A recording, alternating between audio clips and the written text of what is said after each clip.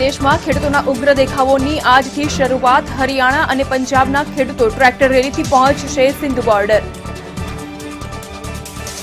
Petrol અને diesel all time high પ્રાઇસની નજીક પહોંચ્યા. 29 દિવસ બાદ તેલ કંપનીઓએ વધાર્યા ભાવ. ભાવનગરમાં 83 રૂપિયાને પાર પેટ્રોલ. રાજ્યને આજે મળ્યા 438 એલઆરડી જવાન. કરાઈ પોલીસ એકેડેમી ખાતે યોજાઈ પાસિંગ આઉટ પરેડ. ગૃહ રાજ્યપ્રધાન પ્રદીપસિંહ હાજરીમાં લીધા શપથ. રાજકોટમાં વોર્ડ નંબર 3ના રહીશો આજે સાવચેતીથી પાણી વાપરવાની અપીલ. વાલ્વની કામગીરીને કારણે પાણી કાપ જાહેર.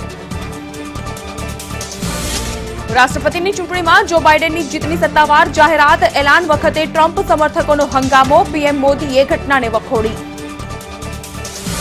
અને સિડની ટેસ્ટમાં વરસાદનું વિઘ્ન. ઓસ્ટ્રેલિયાએ ટોસ જીતીને ભારત સામે પ્રથમ બેટિંગ કરી. ડેવિડ વોર્નર બન્યો સિરાજનો શિકાર.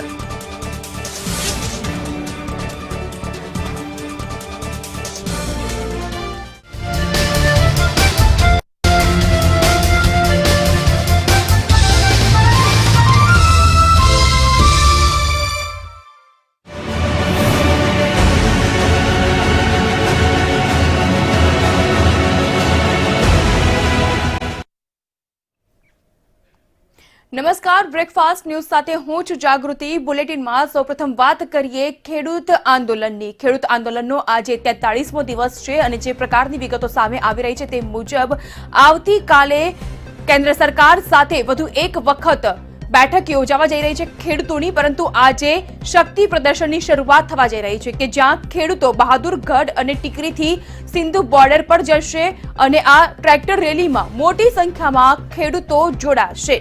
કૃષિ કાયદો રદ કરવાની એક તેઓની અડગ માંગ છે અને આ માંગ સાથે તેઓ આજે ટ્રેક્ટર રેલી દ્વારા શક્તિ પ્રદર્શન કરવા જઈ રહ્યા છે. દિલ્હીમાં ખેડૂત આંદોલનનો આજે 43મો દિવસ છે. છેલ્લા 43 દિવસથી તેઓ કડકડતી ઠંડીની વચ્ચે પણ કૃષિ કાયદો હટાવવામાં આવે અને આ માંગ સાથે તેઓ અડગ આંદોલન કરી રહ્યા છે.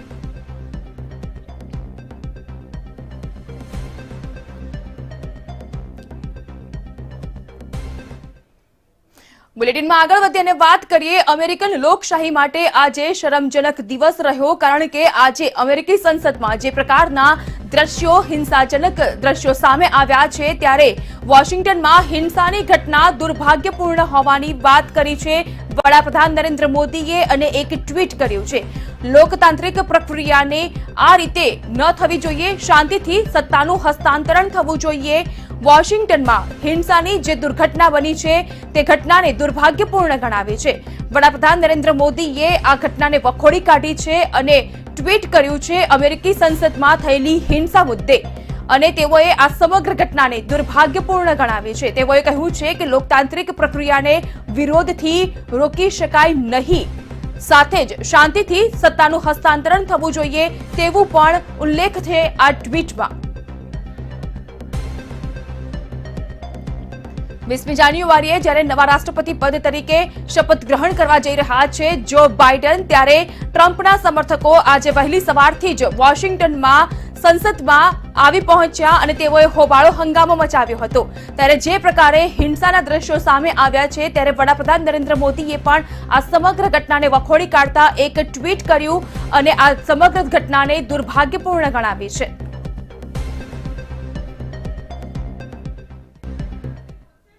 દુનિયાની સૌથી જૂની લોકશાહી સંકટમાં મુકાઈ છે. કારણ કે જે સમયે નવા ચૂંટાયેલા રાષ્ટ્રપતિ જો બાઇડનને રાષ્ટ્રપતિ જાહેર કરવા માટે અમેરિકી સંસદમાં સંયુક્ત સેશન ચાલી રહ્યું હતું તે જ વખતે હજારોની સંખ્યામાં ડોનાલ્ડ ટ્રમ્પના સમર્થકોએ રાજધાની વોશિંગ્ટનમાં હંગામો અને હિંસાની શરૂઆત કરી નાખી હતી. જેના કારણે વોશિંગ્ટનમાં લોકડાઉન જાહેર કરી દેવામાં આવ્યું છે. ધરણા કરી રહેલું ટોળું હિંસક બનતા તેને કાબૂમાં લેવા માટે નેશનલ ગાર્ડ્સે કાર્યવાહી પણ કરવી પડી હતી.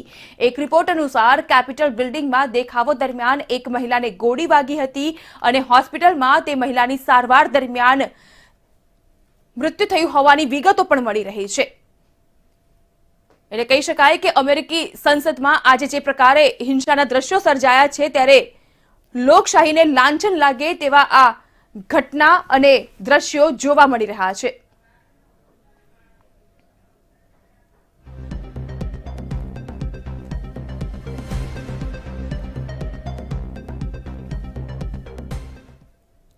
બુલેટિનમાં આગળ વધી અને વાત કરીએ સુરતથી મળી રહેલા અહેવાલની। સુરતથી જે પ્રકારના અહેવાલો સામે આવી રહ્યા છે તે મુજબ હવે વારાણસી પટનાની ફ્લાઇટની શરૂઆત થશે। 12 જાન્યુઆરીથી 189 સીટની ફ્લાઇટની શરૂઆત કરવામાં આવશે। સુરતથી વારાણસી સપ્તાહમાં 4 દિવસ ફ્લાઇટ ઉડાન ભરશે, તો વળી પટના માટે સપ્તાહમાં 3 વખત ફ્લાઇટ ઉડાન ભરશે સુરતથી। એટલે કે વેપાર અર્થે હવે આવન જાવન કરનાર વેપારીઓ તેમજ લોકોને હવે આ ફ્લાઇટની સુવિધાથી મોટો ફાયદો થશે। સ્પાઇસ જેટ દ્વારા નવી 2 ફ્લાઇટ્સની જાહેરાત કરવામાં આવી છે અને 12 જાન્યુઆરીથી આ બંને ફ્લાઇટ ઉડાન ભરશે। 189 સીટની ફ્લાઇટની સેવાની શરૂઆત થવા જઈ રહી છે, ત્યારે વેપાર અર્થે જે લોકો અવરજવર કરતા હોય છે તેવો લોકો માટે આ મહત્વના અને સારા સમાચાર કહી શકાય। વધુ વિગત આપી રહ્યા છે મારા સંવાદદાતા સંજય મહંત। સંજય, જે પ્રકારની વિગતો મળી રહી છે તે મુજબ સ્પાઇસ જેટની મહત્વની જાહેરાત સુરતથી વારાણસી અને પટનાની 2 ફ્લાઇટની શરૂઆત થવા જઈ રહી છે 12 જાન્યુઆરીથી। ચોક્કસ સુરતને ફ્લાઇટમાં વધુ એક કનેક્ટિવિટી મળી રહી છે, ત્યારે વારાણસીની જે ફ્લાઇટ શરૂ થશે એનાથી સુરતવાસીઓને ચોક્કસ જ ફાયદો થશે અને ખાસ કરીને સુરતનો જે ટેક્સટાઇલ ઉદ્યોગ છે તે વારાણસી ઉત્તર પ્રદેશ તરફ ઘણો ફેલાયો છે, ત્યાંથી વેપારીઓ પણ સુરત ખરીદી માટે આવતા હોય છે। એટલે કહી શકાય કે ફ્લાઇટની સુવિધા મળતા વેપારીઓનો સમય બચશે અને તેઓ સુરત વહેલા પહોંચી શકશે અને જેના લીધે સુરતનો જે ટેક્સટાઇલ ઉદ્યોગ છે તેને વેગ મળે તેવી પૂરેપૂરી શક્યતાઓ છે। હાલ તો આ જાહેરાત કરવામાં આવી છે અને ફ્લાઇટ શરૂ થશે ત્યારથી સુરતના વેપારીઓ અને સુરતમાં જે રહેતા ઉત્તર ભારતીય સમાજના લોકો છે તેઓ આજે આ પગલાને આવકારી રહ્યા છે। આભાર સંજય તમામ વિગત બદલ। તો સ્પાઇસ જેટની મહત્વની જાહેરાત સુરતથી વારાણસી અને પટના માટે ફ્લાઇટ 12 જાન્યુઆરીથી ઉડાન ભરશે, તેને લઈને સુરતના વેપારને પણ એક વેગ મળશે, જેને લઈને વેપાર અર્થે વેપારીઓમાં પણ આ ફ્લાઇટની સુવિધાને લઈને અનેરો ઉત્સાહ જોવા મળી રહ્યો છે।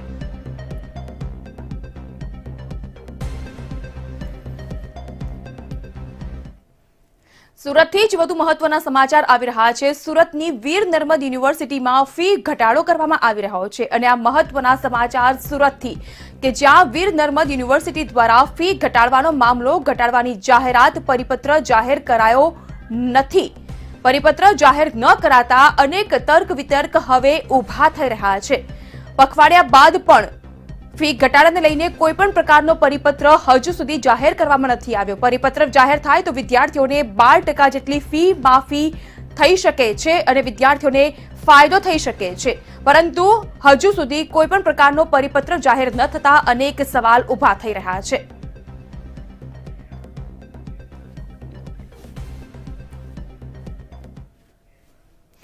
આરએસએસની સમન્વય બેઠકનો આજે અંતિમ દિવસ છે। છેલ્લા 2 દિવસથી આરએસએસની સમન્વય બેઠક ચાલી રહી છે અને આજે આરએસએસની સમન્વય બેઠકનો અંતિમ અને ત્રીજો દિવસ છે। વારસદમાં ત્રીજા દિવસે બેઠકનું સમાપન કરવામાં આવશે। આજે બેઠકનો ત્રીજો દિવસ છે, ત્યારે આરએસએસના વડા મોહન ભાગવતની અધ્યક્ષતામાં આ બેઠકનું આયોજન થઈ રહ્યું છે, જેમાં રામ મંદિર નિર્માણ નિધિ, ખેડૂતોના પ્રશ્નો મુદ્દે ચર્ચા વિચારણા કરવામાં આવશે। સંઘની 39 ભગીની સંસ્થાઓના હોદ્દેદારોએ પણ આ બેઠકમાં ભાગ લીધો છે, ત્યારે આરએસએસની સમન્વય બેઠકનો આજે અંતિમ અને ત્રીજો દિવસ છે। વારસદમાં આ બેઠકનું સમાપન કરવામાં આવશે। સરસંઘ ચાલક વડા મોહન ભાગવતની અધ્યક્ષતામાં આ બેઠકનું આયોજન કરવામાં આવ્યું છે કે જેમાં 39 જેટલી ભગીની સંસ્થાના હોદ્દેદારો પણ ખાસ હાજર રહ્યા છે અને ખાસ તેઓએ ભાગ લીધો છે, જેમાં રામ મંદિર નિર્માણનો મુદ્દો છે, ખેડૂતોનો મુદ્દો છે, આ સાથે અનેક એવા રાષ્ટ્રીય મુદ્દા છે કે જેની ઉપર ચર્ચા વિચારણા આરએસએસની સમન્વય બેઠકમાં કરવામાં આવી રહી છે। આજે આ બેઠકનો અંતિમ અને ત્રીજો દિવસ છે અને ઉવારસદમાં આ બેઠકનું સમાપન થશે।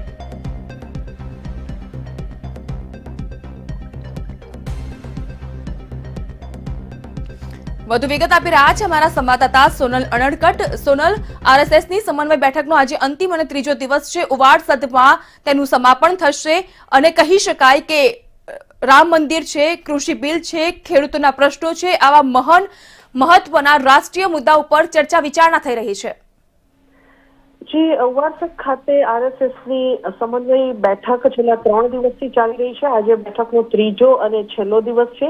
સરસંઘચાલક મોહન ભાગવતની અધ્યક્ષતામાં આ બેઠક મળી રહી છે, જેમાં ભાજપના રાષ્ટ્રીય અધ્યક્ષ જેપી નડ્ડા પણ હાજર છે. અને આ 3 દિવસ દરમિયાન બેઠકોમાં સૌથી મહત્વની જે ચર્ચા થઈ છે તે રામ મંદિર નિર્માણ મુદ્દે સૌથી વધુ લોકોને રામ મંદિરને નિર્માણમાં જોડવા અને એ અંતર્ગત ફાળો સમગ્ર ભારત દેશમાંથી ઉઘરાવો તે સંદર્ભની જે આખી રણનીતિ છે તે તૈયાર કરવા સંદર્ભે આ 3 દિવસ દરમિયાન બેઠકમાં મુખ્યત્વે ચર્ચા થઈ હતી. ત્યારબાદ જે ખેડૂતોના પ્રશ્નો છે, સાથે સાથે જે સાંપ્રત સમસ્યાઓ ચાલી રહી છે, કોરોના મહામારીમાં જે સંઘ સાથે જોડાયેલી 39 જેટલી ભગીની સંસ્થાઓ છે તેમણે કયા પ્રકારના કાર્યો કર્યા અને આગામી દિવસોમાં આ મહામારી સામે લડવા માટે કયા પ્રકારનું અભિયાન અથવા તો કામગીરી કરવી તે સંદર્ભની જે રણનીતિ છે તે પણ તૈયાર કરવામાં આવી હતી અને વર્ષભરના કામોની સમીક્ષા પણ કરવામાં આવી હતી. આજે આ બેઠકનો છેલ્લો દિવસ છે અને બેઠક પૂર્ણ થયા બાદ પત્રકાર પરિષદ પણ યોજાવાની છે. જી આભાર સોનલ, તમામ વિગત બદલ. તો ઉવારસદમાં આરએસએસની સમન્વય બેઠકનો આજે અંતિમ દિવસ અને ઉવારસદમાં તેનું સમાપન થશે. બેઠકનું સમાપન થયા બાદ એક પત્રકાર પરિષદ પણ યોજવામાં આવશે અને આ પત્રકાર પરિષદમાં 3 દિવસની બેઠકના અંતે કયા કયા મુદ્દા ઉપર ચર્ચા વિચારણા થઈ તેનો તાગ આપવામાં આવશે પત્રકાર સમક્ષ.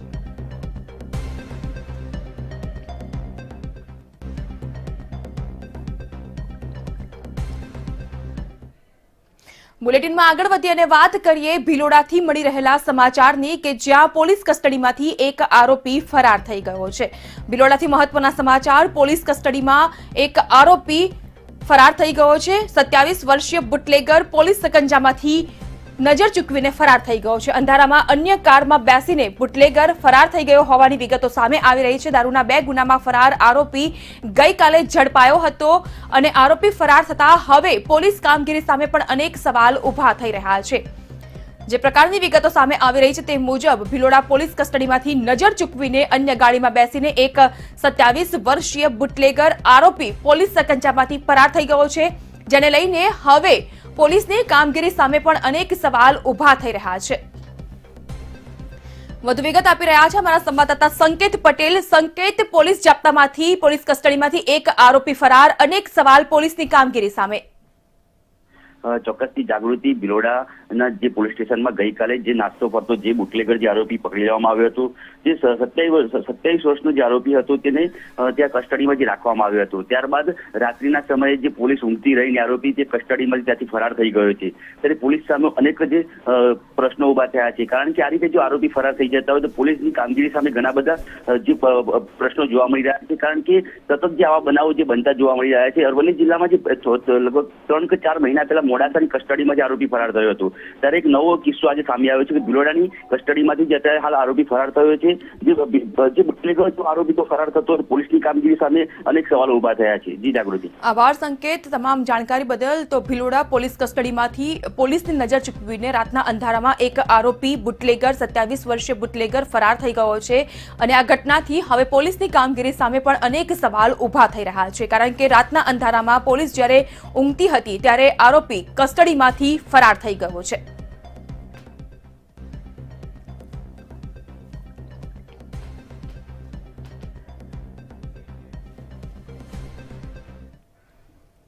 નજર અન્ય સમાચાર તરફ. સુરતમાં વિકાસની હરણફાળમાં હંમેશા અગ્રેસર રહ્યું છે. રિયલ એસ્ટેટ હોય કે પછી હોય હીરા ઉદ્યોગ કે પછી હોય કાપડ બજારની વાત, સુરત પોતાની આગવી ઓળખ છોડવામાં હંમેશા કાઠું કાઢે છે. ત્યારે હવે સુરતે આઈટી ઇન્ડસ્ટ્રીઝમાં પણ બાજી મારવાની શરૂઆત કરી છે. છેલ્લા 2 વર્ષમાં 1600 જેટલી કંપની સુરત ખાતે કાર્યરત થઈ છે.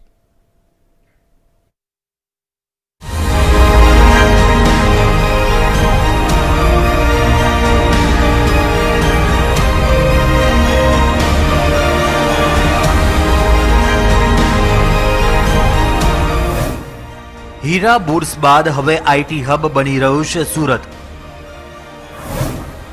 સ્મોલ સ્ટાર્ટઅપ કંપનીઓની હારમાળા. 2 વર્ષમાં 1600 થી વધુ આઈટી કંપનીઓ સ્થપાઈ. બેંગ્લોર અને પુણેથી પણ કંપનીઓ સુરત શિફ્ટ થઈ. સુરતથી જ છેલ્લા 2 વર્ષમાં 4000 એપ્લિકેશન અપલોડ. હીરા અને કાપડ ઉદ્યોગ બાદ સુરત હવે આઈટી ક્ષેત્રમાં પણ આગળ વધી રહ્યું છે. છેલ્લા 2 વર્ષમાં 1600 આઈટી કંપનીઓ કાર્યરત થઈ ગઈ છે, જેમાં 16,000થી પણ વધુ કર્મચારીઓ કામ કરી રહ્યા છે. 2019માં સુરત શહેરમાંથી અંદાજે 4,000થી પણ વધારે એપ્લિકેશન બનાવીને ઓનલાઈન પ્લેટફોર્મ પર મૂકવામાં આવી હતી, જેને પગલે ગૂગલે 4,000 કરોડ રૂપિયા ચૂકવ્યા હતા. દક્ષિણ ગુજરાત ચેમ્બર ઓફ કોમર્સના દિનેશભાઈ નવડિયાના મતે રાજ્ય સરકારના સપોર્ટથી સુરત હજુ વધુ આઈટી ક્ષેત્રે આગેકૂચ કરી શકે છે.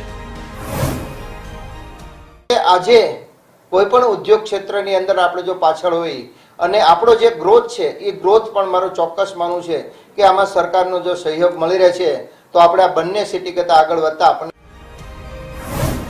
આઈટી કંપનીઓ માટે વરાછા સૌથી પહેલી પસંદ. બેંગ્લોર અને પુણેના વિદ્યાર્થીઓ શરૂ કરી રહ્યા છે સુરતમાં કંપની.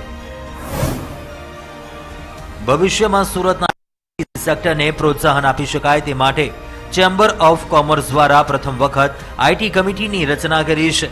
આ સાથે south Gujarat innovation and technology સોસાયટીની સ્થાપના પણ કરાશે. ડાયમંડ બુર્સની જેમ એક જ જગ્યાએ તમામ આઈટી કંપનીઓ હોય તે માટે કામગીરી કરવામાં આવી રહી છે. આઈટી ક્ષેત્રમાં અભ્યાસ કરી નોકરી કરવા માટે બેંગલુરુ, પુણે અને મુંબઈ ગયેલા મોટી સંખ્યામાં યુવાનો સુરત આવી પોતાની કંપની ખોલી રહ્યા છે. બધા ઉદ્યોગ ધંધાઓને પ્રોત્સાહિત કરે છે, તો આઈટીને પણ સરકારની એક પોલિસી મુજબ પ્રોત્સાહન આપવા સરકાર તૈયાર છે. પણ અહીંયા જો વેલ ઓર્ગેનાઇઝ સ્ટ્રક્ચર હોય તો એની ડિમાન્ડ પ્રમાણે પણ સરકાર ડિમાન્ડ પૂરી કરી શકે એમ છે. અંદાજે સુરતમાં વર્ષે અત્યારે 6,000થી 7,000 કરોડની આજુબાજુનો વેપાર નાની મોટી કંપનીઓ કરી રહી છે, જેમાં ગૂગલ પે આઉટ, ગૂગલની એડનું પણ રેવન્યુ આવી ગયું. તો જેટલું ટેલેન્ટ એક તો સુરત જે ગુજરાતથી ને પુણે, બેંગ્લોર ગયું છે બધું પાછું આવશે, કેમ કે એને સારા ઇન્ફ્રાસ્ટ્રક્ચરની જરૂર છે, સારા ઇન્ટરનેટની જરૂર છે, સારા ગાઈડની જરૂર છે. તો બધું જ સારું ટેલેન્ટ અહીંયા ભેગું થશે ને તો સુરત આઈટીને વર્લ્ડમાં નામ કરતા કોઈ નહીં રોકી શકે. રૂપાણી સરકાર પાસે કરાશે રજૂઆત. આઈટી હબ બનાવવા એસોસિએશન શું કામ કરશે? ડાયમંડ બુર્સની જેમ એક જ જગ્યાએ તમામ આઈટી કંપનીઓ હોય તે માટે જગ્યાની વ્યવસ્થા કરાશે. આઈટી કંપનીઓને ખાસ કરીને હાઈ સ્પીડ ઇન્ટરનેટ અને વીજળીની જરૂર હોય છે, તે માટેની વ્યવસ્થા કરાશે. વિદેશી કંપનીઓમાંથી આઉટસોર્સિંગનું કામ કેવી રીતે લાવવા પ્રયત્નો કરાશે. ધ્રુવ સોમપુરા સાથે બ્યુરો રિપોર્ટ, મંતવ્ય ન્યૂઝ, સુરત. કોરોના કાળથી બંધ શાળા અને કોલેજના દ્વાર હવે ખુલશે. રાજ્ય સરકારે જાહેરાત કરી કે 11 જાન્યુઆરીથી ધોરણ 10 અને 12 ઉપરાંત પીજી અને યુજીના છેલ્લા વર્ષના કોલેજની શરૂઆત કરવામાં આવશે.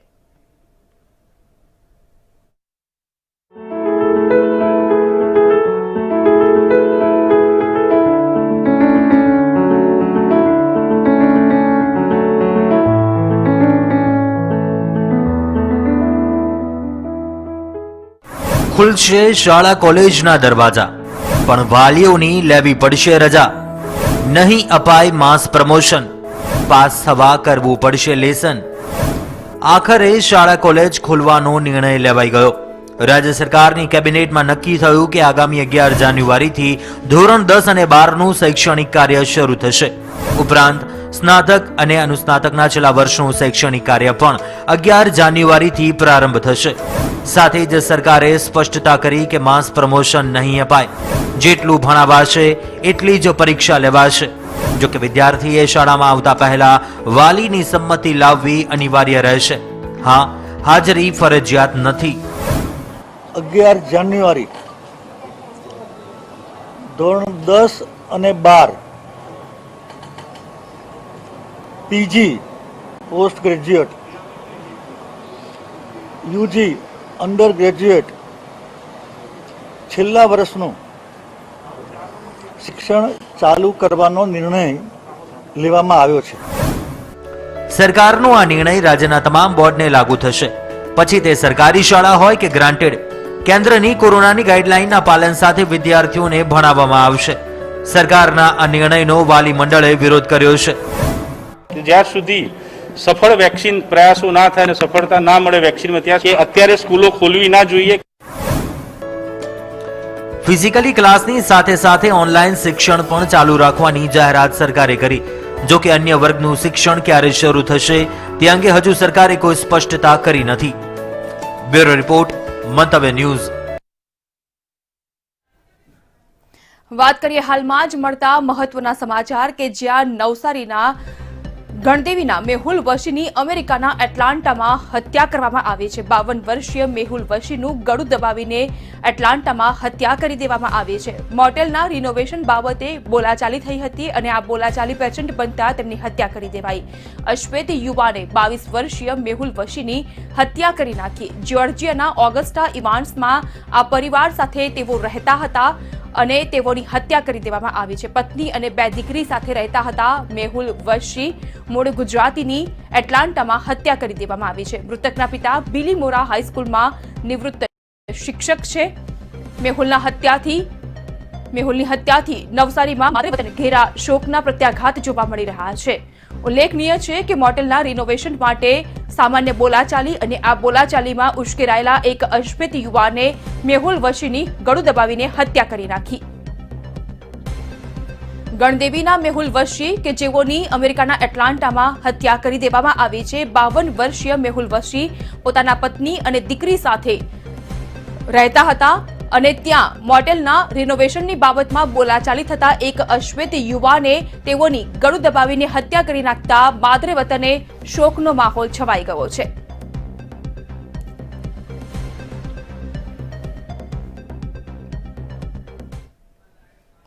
સર્વવિદિત છે કે દિલ્હીમાં પ્રદૂષણનું સ્તર હાઈ રહ્યું છે અને હવે દિલ્હીના પ્રદૂષણના સ્તરની નજીક પહોંચી રહ્યું છે અમદાવાદ. એટલે કે અમદાવાદમાં પણ પ્રદૂષણનું સ્તર સતત વધી રહ્યું છે.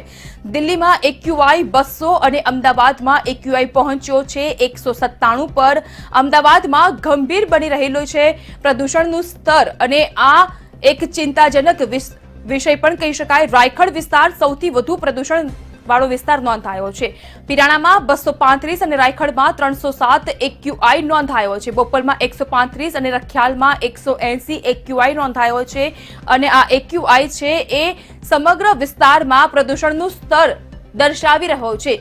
જે અંતર્ગત અમદાવાદમાં પ્રદૂષણનું સ્તર કેટલું હાઈ છે અને આ પ્રદૂષણનું જે પ્રમાણ છે તે વધતા હવે ચિંતાજનક બાબત પણ ગણી શકાય. કારણ કે દિલ્હીમાં સતત પ્રદૂષણનું સ્તર વધી રહ્યું છે અને દિલ્હીની લગોલગ પહોંચ્યું છે હવે અમદાવાદ.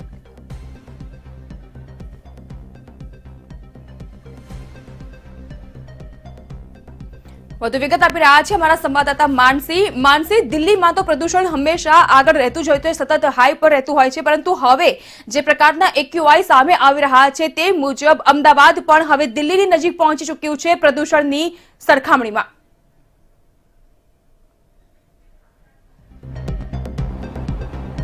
જાગૃતિ, બિલકુલ. ખાસ કરીને જો પ્રદૂષણની વાત કરવામાં આવે તો લોકડાઉન પહેલાની જો વાત કરવામાં આવે તો અમદાવાદ ખાસ કરીને દિલ્હી સુધી પહોંચી જાય તેવી શક્યતાઓ હતી, પરંતુ ત્યારબાદ જે રીતે કોરોના કાળમાં લોકડાઉન લાદવામાં આવ્યું, જો કે ત્યારબાદ જે રીતે વાહનોના ધુમાડાથી ખાસ કરીને પ્રદૂષણ વધુ નોંધાતું હોય છે, પરંતુ લોકડાઉન લાદ્યા બાદ પ્રદૂષણમાં ધરખમ ઘટાડો જે છે તે નોંધાયો હતો. પરંતુ હવે કહી શકાય કે જાગૃતિ, હવે ફરીથી જ્યારે લોકડાઉન બાદ અનલોકમાં ધીમે ધીમે બધું ધંધા રોજગાર ખોલવામાં આવ્યા, ત્યારબાદ જે જીવન જરૂરિયાત છે, જે જનજીવન સામાન્ય બનતું ગયું, ત્યારે કહી શકાય કે પ્રદૂષણમાં ફરીથી વધારો નોંધાયો છે. એટલે કે કહી શકાય કે દિલ્હીની સરખામણીમાં હવે અમદાવાદ પહોંચશે ફરીથી તેવી શક્યતાઓ છે. દિલ્હીમાં AQI 200 અને અમદાવાદમાં AQI 197 નોંધાયું છે. એટલે આપણે સરખામણી કરવામાં આવે દિલ્હી અને અમદાવાદની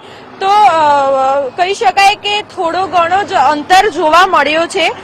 એટલે કે પ્રદૂષણમાં થોડો ઘણો જ અંતર જોવા મળ્યો છે. એટલે કે કહી શકાય કે દિલ્હી હવે દિલ્હીના પ્રદૂષણની જો વાત કરવામાં આવે તો હવે અમદાવાદની વાત કરીએ તો અમદાવાદમાં દિલ્હી જેટલું પ્રદૂષણ પ્રદૂષણ દિલ્હી કરતા પણ વધી જાય તેવી શક્યતાઓ સેવાઈ રહી છે. જો અમદાવાદમાં વાત કરવામાં આવીએ પ્રદૂષણની તો રાયખડ વિસ્તારમાં જાગૃતિ સૌથી વધુ પ્રદૂષણ નોંધાયું છે. જ્યારે પીરાણાની વાત કરવામાં આવે તો પીરાણા એટલે કે કચરાનો જે ડુંગર છે તે નજીક હોવાથી પીરાણામાં AQI 235 નોંધાયા છે, જ્યારે રાયખડમાં AQI 307. બોપલની વાત કરવામાં આવે તો બોપલમાં કહી શકાય જાગૃતિ કે બોપલમાં હજી પણ જે વનસ્પતિ છે, જે ઝાડવા છે તેનું પ્રમાણ વધુ છે, એટલે કે કહી શકાય કે બોપલમાં AQI 145, ત્યારે રખિયાલમાં 180 અને સેટેલાઇટમાં 193 નોંધાયા છે. એટલે કે કહી શકાય કે આગામી દિવસોમાં દિલ્હીની જો વાત કરવામાં આવે, દિલ્હીની સરખામણીમાં તો અમદાવાદમાં પ્રદૂષણ વધી શકે તેવી પૂરેપૂરી શક્યતાઓ જે છે તે સેવાઈ રહી છે. એટલે લોકોને ક્યાંક ને ક્યાંક જે બીમારીઓ છે, કારણ કે પ્રદૂષણના કારણે શ્વાસ લેવામાં પણ જે સમસ્યા છે તે સમસ્યા ઊભી થતી હોય છે. એટલે કે કહી શકાય કે જો આવી જ રીતે લોકો હવે વધુ પ્રમાણમાં લોકોને ક્યાંક ને ક્યાંક સમસ્યાનો સામનો કરવો પડશે અને શારીરિક સમસ્યા પણ વધુ પ્રમાણમાં વધી શકે તેવી પૂરેપૂરી શક્યતાઓ જે છે તે સેવાઈ રહી છે. એટલે લોકોને હવે ક્યાંક ને ક્યાંક સજાગ થવાની જરૂર છે. જે રીતે વનસ્પતિ એટલે કે વનસ્પતિનો ઝાડનો જે વિનાશ થઈ રહ્યો છે તે પણ આમાં જવાબદાર કારણ બની શકે છે. એટલે કે કહી શકાય કે લોકોને હવે પ્રદૂષણ ઘટાડવા માટે ક્યાંક ને ક્યાંક જે વનસ્પતિ છે તેનો કુદરતી જે વનસ્પતિ છે તેનો સહારો લેવાની પૂરેપૂરી જરૂર છે. જી આભાર માનસી તમામ વિગત બદલ. તો જે પ્રકારે વિગતો સામે આવી રહી છે તે મુજબ હવે પ્રદૂષણની સરખામણીમાં દિલ્હીથી લગોલગ નજીક પહોંચી ચૂક્યું છે અમદાવાદ અને દિલ્હીની વચ્ચે માત્ર 3 પોઈન્ટનું નજીવું અંતર રહ્યું છે.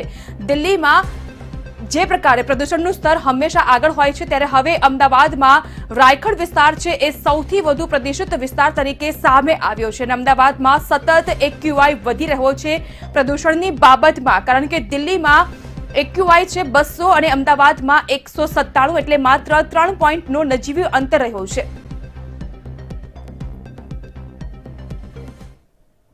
તો બ્રેકફાસ્ટ ન્યૂઝમાં આજે બસ આટલું જ. અન્ય વધુ અપડેટ અને વિગતો માટે આપ લોગિન કરી શકો છો www.mantavynews.com પર. નમસ્કાર.